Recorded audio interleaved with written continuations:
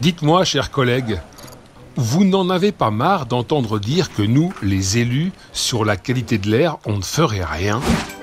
Mais alors, vraiment rien? Vous ne trouvez pas que ça commence à bien faire toutes ces idées reçues? Allez, on va mettre les choses au clair.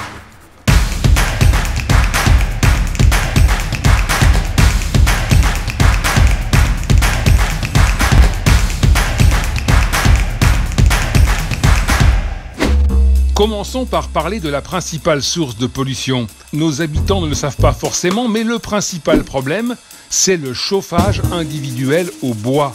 Allez, envoyez le PowerPoint s'il vous plaît. Eh oui, 66% des particules fines proviennent de là. Et c'est pour ça qu'on a créé le fonds Airbois. Il faut le dire que nous, on a tapé fort.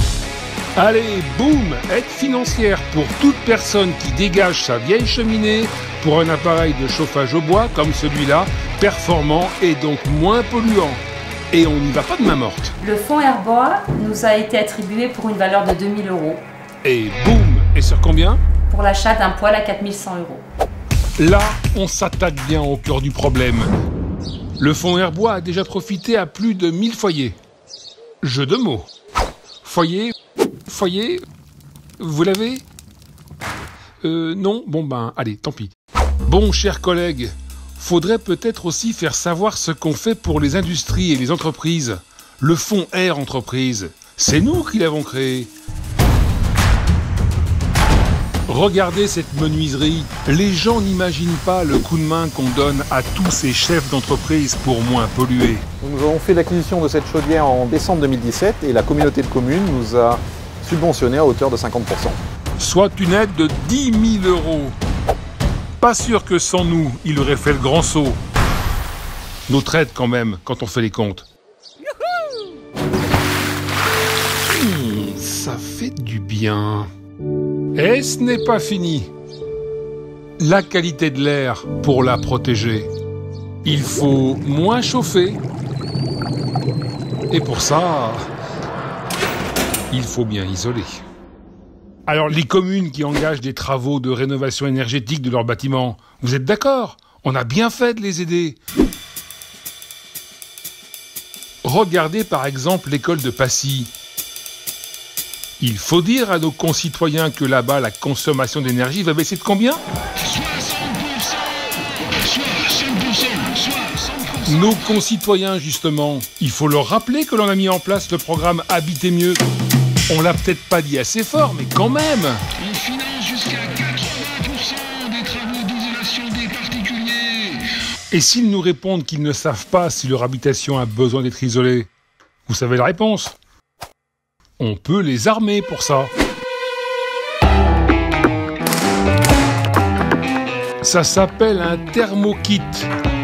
Et avec ça, ils pourront traquer toutes les déperditions d'énergie. On leur prête quand ils veulent. Et on prête aussi cet objet blanc.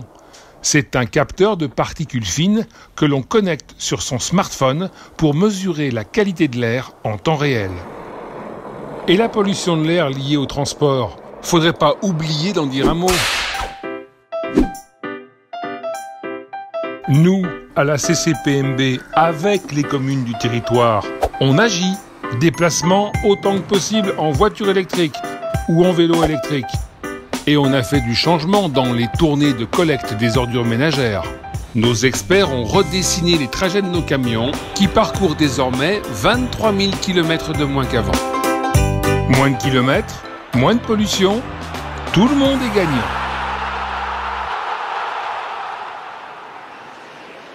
Mais la préservation de notre qualité de l'air, c'est l'affaire de tous. Alors, notre opération ambassadeur, il faut la faire connaître encore plus. Bonjour. Bonjour madame. Ils sont vraiment bien ces jeunes en service civique, spécialement formés, qui rencontrent les habitants, sensibilisés, informés. C'est essentiel.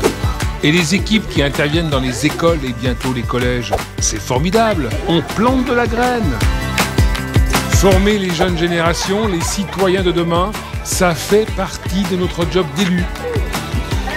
250 interventions chaque année.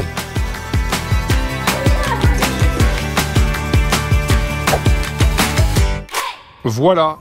Pour la qualité de l'air, franchement, on se mobilise. On tenait vraiment à vous le faire savoir, mais ça reste l'affaire de tous. Alors, engageons-nous ensemble.